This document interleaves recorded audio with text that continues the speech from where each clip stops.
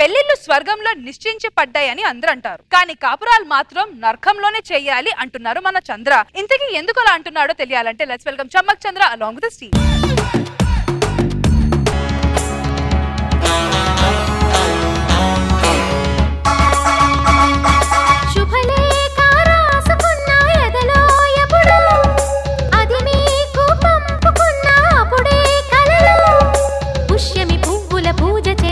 బుగ్గన చుక్కలతో ఒత్తిడి వలపుల గంధమిస్తా పక్కలలో శుభలేఖ అందుకున్న కలయో నిజమో తొలి ముద్దు జాబురాశ చెలికే ఎప్పుడో శారద మల్లెల పూల జల్లి వెన్నెల నవ్వులలో శ్రావణ సంధ్యలు రంగరిస్తా కన్నులతో శుభలేఖ రాసుకున్న ఎదలో ఎప్పుడో తొలి ముద్దు జాబురాశ చెలికే ఎప్పుడో.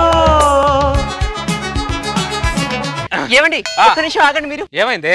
ఆ జుట్టు చూడండి ఎలా ఉందో. నా జుట్టుకి ఏమైనా పర్వాలేదు, మీ జుట్టు మాత్రం చాలా అందంగా ఉండాలి.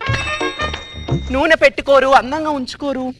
ఇప్పుడు చూడండి ఎంత అందంగా ఉన్నారు. నువ్వు అంత ప్రేమ చూపించకే నాకు భయం వేస్తుంది. ఎందుకు భయం? మీ ఆడవాళ్ళు సడన్ ప్రేమ భూత్ బంగ్లా లాంటిదే. దాంట్లో కోరికల కాంచన ఉండొచ్చు, నగలాడిగే నాగవల్లి ఉండొచ్చు, చీరలాడిగే చంద్రముఖి ఉండొచ్చు.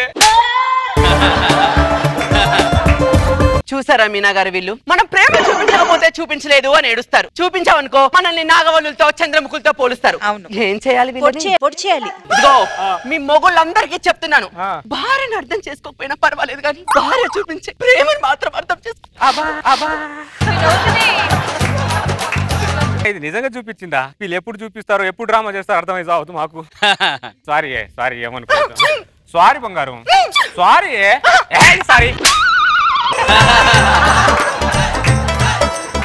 సారీ అని చెప్తా వినపడదా? అలాగే నువ్వు సారీ చెప్పాను కదా, వెళ్ళి ఒక కాఫీ తీసుకురా. కాఫీ ఏవండి, నిన్న ఫంక్షన్ లో పక్కింటి సునీత 30,000 కంచిపట్టు చీర కట్టుకుందండి. అప్పటి నుంచి ఆ చీర మీదే నా కన్ను తిరుగుతూ ఉందండి.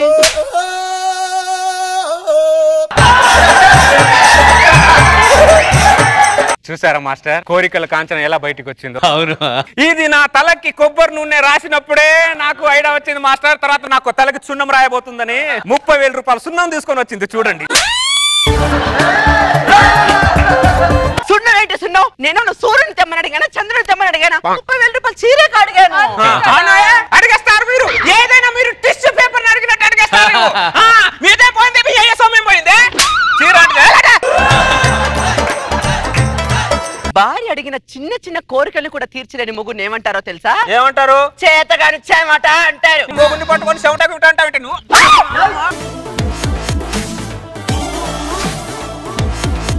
సత్యపండి బెల ఉన్నాడు.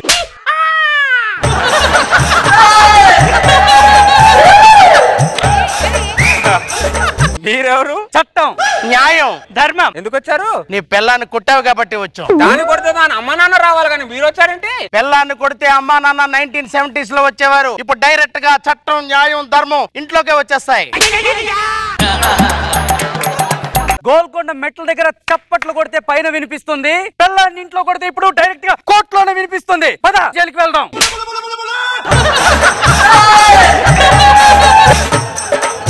ఒకప్పుడు 1980s లో వాదోపవాదాలు, వాయిదా పద్ధతులు ఉండేవి. ఇప్పుడు అవేమీ లేవు, డైరెక్ట్ గా జైలే. అంటే నా పెళ్ళాన్ని కొట్టి అర్హత మొగుడుగా నాకు లేదా ఏంటి? మగాడికి చేతులు ఉంది, పెళ్ళ మీద చేయి చేసుకోవడానికి కాదు. ఈ చేతితో పెళ్ళానికి నగలు తేవడానికి, ఈ చేతితో పెళ్ళానికి చీరలు తేవడానికి, ఈ 2 చేతులతో పెళ్ళం అలసిపోయి వస్తే కాళ్ళు చేతులు పిసకడానికి. పిసకడానికి ఏం లేదు రాంబాబు, అలా చేస్తే నువ్వు పర్మనెంట్ గా జైలుకి అని చట్టం స్పష్టంగా చెబుతుంది.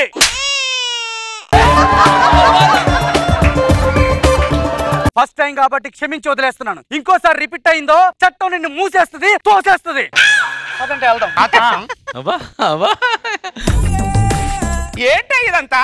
ఇప్పుడు మేము చట్టం కోసం కేకే అవసరం లేదు. ఇంట్లో కేకేస్తే చట్టమే కేకేసుకుంటూ వచ్చేస్తుంది. అర్థమైందా? ఇది టూ మచ్ మాస్టర్. వీళ్ళు 30,000 చీర అడిగినప్పుడు, 1,00,000 రూపాయల హారం అడిగినప్పుడు ఏమైపోయాయి మాస్టర్ ఈ చట్టం? అవును, అప్పుడేమైంది? దీన్ని నేను యాక్సెప్ట్ చేయను, అస్సలు యాక్సెప్ట్ చేయను మాస్టర్. నేను కూడా యాక్సెప్ట్ చేయను. ఇదిగో నాకు పులస చేప తినాలనుంది, వెళ్ళి పులస చేప తేపో. ఎండాకాలంలో పులస చేప దొరుకుద్దా? వర్షాకాలంలో దొరుకుద్ది. వర్షాకాలం వచ్చినప్పుడు తీసుకొస్తాలే. నువ్వు నాతో కాపురం వర్షాకాలంలోనే చేస్తున్నావా?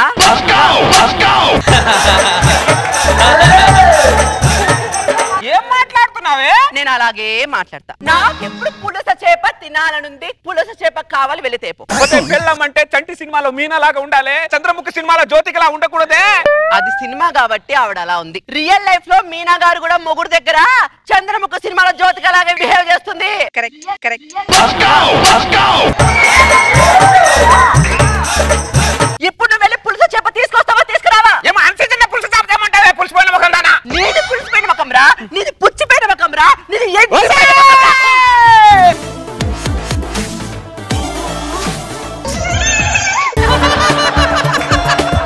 చేయి లేపు, చేయి పైకి లేపు మిస్టర్. చేయి పొజిషన్ లో పెట్టు.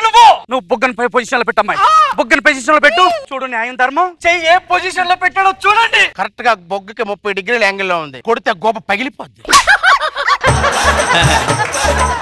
నేను ఊరికే చేయలేపానండి అంతే. లేచిన చెయ్యి బుగ్గ మీద ల్యాండ్ అవుతా రాంబాబు. లేచిన ఫ్లైట్ భూమి మీద ల్యాండ్ అవుద్ది, లేచిన చెయ్యి బుగ్గ మీద ల్యాండ్ అయ్యిద్ది. లేచిన ఫ్లైట్ భూమి మీద ల్యాండ్ అవుదంటే చెప్పు, మేము ముగ్గురు అదే ఫ్లైట్ లో తిరిగి వెళ్ళిపోతాం రాంబాబు. అవుతుంది కదా? మరి పదహారు జైలుకి వెళ్దాం. మాట్లాడతారు. ఇక్కడ జరిగిన సిచ్యువేషన్ ఏంటో చూసుకోరు మీరు. ఏంటి సిచ్యువేషన్? ఇది అన్సిజన్ లో పులుసు చేప కావాలని అడుగుతుంది. ఎక్కడి నుంచి తేవాలండి నేను? నువ్వు నీ పిల్లల మెడలో తాళి కట్టిన వెంటనే నీ వెనకాల వచ్చిందిగా. అన్సీజన్ అని చెప్పేసి పుట్టింట్లో ఉండిపోలేదుగా. సీజన్ చింతపండు అని చెప్పి తప్పించుకోకు. భార్యకి ఏం కావాలన్నీ తీసుకురా. ఎండాకాలంలో గోదావరిలో పులుసు చేప దొరకదండి. గోదావరి లేకపోతే సముద్రంలో దూకమయ్యా. సముద్రంలో దూకాలా? 10 అడుగుల లోతుకెళ్ళు. అక్కడ దొరకపోతే ఇంకో 10 అడుగుల లోతుకెళ్ళు. నేను దొరకను. నువ్వు దొరకపోతే ఎవడ కావాలి, దొరికితే ఎవడ కావాలి. చేప దొరకాలి గానీ. 50 అడుగుల లోతుకైనా ఎల్లు. 10 చేపలు పట్టుకో. తోకెత్తి చూడు, అందులో ఒక చేప నేను పులసని అని చెప్పి తోక ఊపుతుంది. 10 చేపలు పట్టుకుంటే ఒకటి తోక ఊపుద్దా? నేనే పులుసా అని. రాంబాబు, నీ పిల్లానికి పులస చేప తీసుకొచ్చి ఇస్తావా, జైలుకి వస్తావా? వద్దులే, సముద్రంలో చేప వెళ్ళే తెస్తానులే. That's good. చట్టం ధర్మం. పదండి. పులస తీసుకురా పో. పెళ్లిలో ఏనుగు మీద ఊరేగిస్తే ఆహా ఓహో అన్న. పెళ్ళైన తర్వాత అదే పెళ్ళం ఏనుగులా తొక్కుతుంటే కుయ్యో మొర్రో అనడం తప్ప ఇంకేం చేయలేకపోతున్నా. ఏ రాంబాబు, అన్సీజన్ లో బానే పట్టాను పులస చేపని. పులుసనా బొంగ? బొచ్చు చేపకి పులుసు చేప మేకప్ వేసుకొని తీసుకొస్తున్నా మాస్టర్. భలే మంచి ఐడియా వచ్చింది నీకు. దాన్ని చూసి ఐడియా వచ్చింది. నన్ను చూసి ఎందుకు ఐడియా వచ్చింది? నువ్వు మేకప్ వేయకపోతే బొచ్చ చేపలా ఉంటావు, మేకప్ వేస్తే పులుసు చేపలా ఉంటావు. ఉండి ఇప్పుడు నీ పెళ్ళం వస్తుంది కదా, నీ పని చెప్తా. నేను కూడా సుధీర్కి చెప్తా. పిచ్చి పిచ్చి మాట్లాడతా. అలాగే మాట్లాడతా. మరి మధ్యలో ఎందుకు గుర్తావు? నేను పిచ్చి పిచ్చిగానే మాట్లాడతా. నా ప్రశ్నలో నేనుంటా, మధ్యలో ఎందుకు దూతావు నువ్వు? మాట్లాడతా కూర్చొని ఉండు. ఇప్పుడు నేను సముద్రంలో దిగి చేప తీసుకుని వచ్చాను కదా, ఇప్పుడు సముద్రం దూకిన వాడు తెరవలేదేంటి అన్న అంటే అడిగిన అడుగుద్ది. ఇది దూకి చాలాసేపు అయింది, ఆరిపోయి ఉంటావుగా. కాదు ఎందుకంటే మళ్ళీ నమ్మరి ఆడవాళ్ళ మామూలు మైండ్ కాదు. ఏమే ఏంటి? ఇదిగో పులుసు చేప తీసుకొని వచ్చా. ఇది పులసేనా? తోకెత్తి చూడు. అక్కర్లేదులే. సముద్రంలో దూకేగా తెచ్చావు. అవును. మరి సగమే తెచ్చావేంటి? చెంపులో సగం నీళ్ళే ఉన్నాయి. అదేనా సముద్రంలో సగం నీళ్ళే ఉన్నాయి అంటున్నా. ఎండాకాలం కదా, సముద్రంలో సగం నీళ్ళు ఇంకిపోయి ఉంటాయి. సముద్రంలో ఎండాకాలం అంట, సగం నీళ్లు ఎండిపోయిందంట. వీళ్ళు మన మీద సాడిజం చూపేది, వీళ్ళు మనల్ని టార్చర్ పెట్టేది. ఇది చాలా టూ మచ్ మాస్టర్. నేను చెప్తున్నా మాస్టర్, నేను గాని సీఎం అయ్యాననుకో, ఈ ఆడవాళ్ళందరినీ అండమాన పంపించకపోతే చూడండి మాస్టర్. నువ్వేంటి కూరగాయలకు వస్తున్నావు? ఈ కూరగాయలు ప్రేమతో వస్తున్నాను మాస్టర్. మావిడి మీద ఫ్రస్ట్రేషన్ తో వస్తున్నా మాస్టర్. బెండకాయ మావిడ వేళ్ళు. ఎప్పుడైనా మొగుడికి సేవ చేసా ఈ వేలుతో నువ్వు? నీ వేలు విరగొట్టకపోతే చూడు.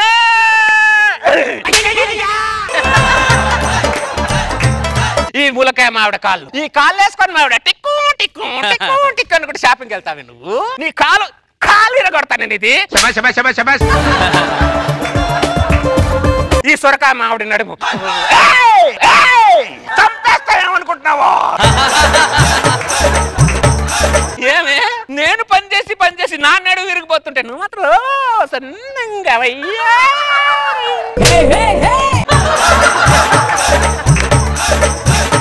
నీ నడుము ఇరగొడతగాని బుద్ధి రాదే నీకు నిన్ను.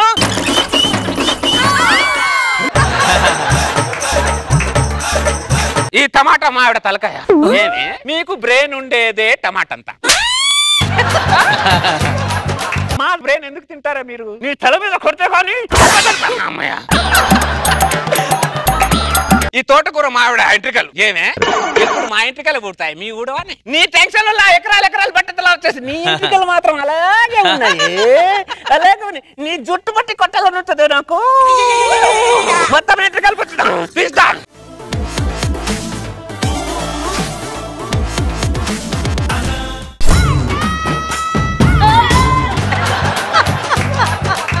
ఏంటి మేడం అలా వచ్చారు? నువ్వు క్రైమ్ చేసావు కాబట్టి వచ్చాం. క్రైమ్ చేశానా? నేనేం చేశానండి? ఈ చితికిన టమాటాలో నీ భార్య తల కనపడుతుంది. ఈ విరిచిన బెండకాయలో నీ భార్య వేళ్లు కనబడుతున్నాయి. ఈ విరిగిన సొరకాయలో నీ భార్య నడుం కనబడుతుంది. ఇవన్నీ కూరగాయలు అయితే కూరగాయలు అన్ని కనబడుతున్నాయి. కూరగాయలు అన్ని కనబడుతున్నాయా మీకు? నీ భార్య నువ్వు డైరెక్ట్ గా కొట్టి కాళ్ళు చేతులు కొడితే 10 సంవత్సరాల జైలు శిక్ష. అదే నీ భార్యను కూరగాయల్లో ఊహించుకొని కొడితే 20 సంవత్సరాల జైలు శిక్ష. చట్టాలేంటి మేడం? ఆడవాళ్ళు చుట్టాలు అయిపోయాయి. మా కోసం ఒకటి లేదా మేడం? చట్టం ఎక్కువసేపు మగాడితో మాట్లాడదు. జైలుకి వెళ్దాం. అదే చట్టం న్యాయం ధర్మానికి ఒక మగాడు ఎదురు తిరిగితే ఎలా ఉంటదో తెలుసా? ఎలా ఉంటది? ఇలా ఉంటది. దరిద్రుడా. మేడం వాడు చట్టం చేతిలో నుంచి తప్పించుకొని ఉండొచ్చు, ఈ పెళ్ళాం చేతిలో నుంచి మాత్రం ఎప్పటికీ తప్పించుకోలేడు. వాడు ఎక్కడికి వెళ్ళినా కూడా తిరిగి ఇంటికే రావాలి, పెళ్ళాం దగ్గరికే రావాలి. Your exactly correct. మాది ఇనుప జైలే, ఇది పెళ్ళాం జైలు. వాడు ఎక్కడ తిరిగినా సరే పెళ్ళాం జైలుకి రావాల్సిందే, శిక్ష అనుభవించాల్సిందే. పదండి వెళ్దాం.